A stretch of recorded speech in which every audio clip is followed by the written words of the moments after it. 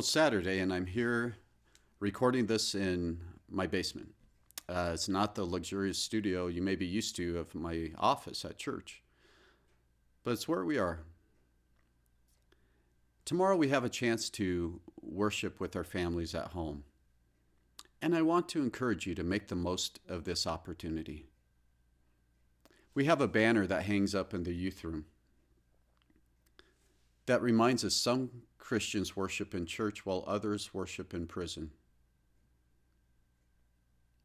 I think God has given us an incredible opportunity right now as Christians in America to identify with our persecuted brothers and sisters around the world.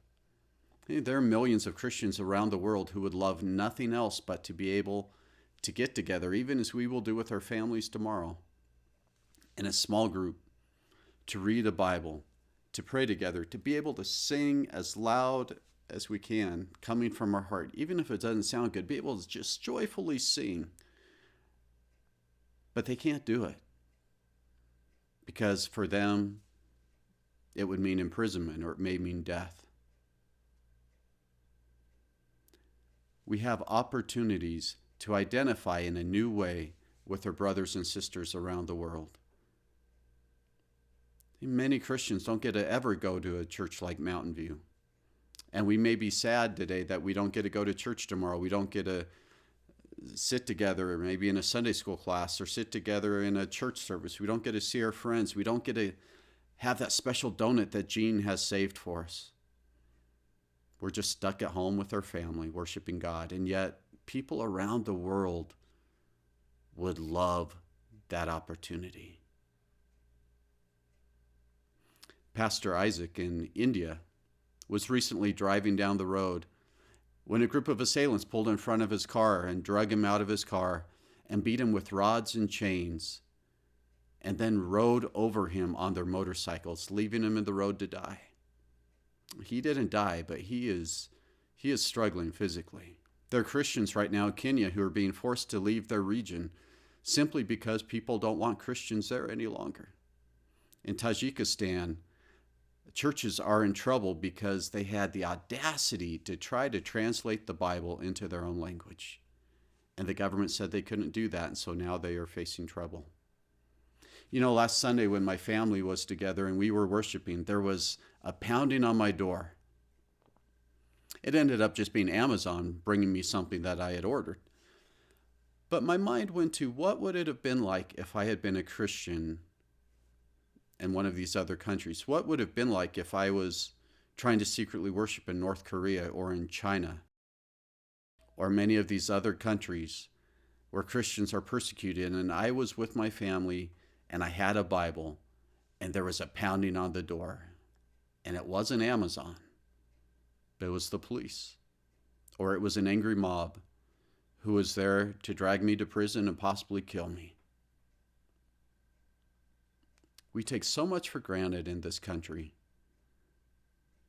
There's so many people around the world who would love nothing more than to be able to gather with 4 other people, even just family members, and worship and sing with all of their heart. And yet they're restricted from doing that.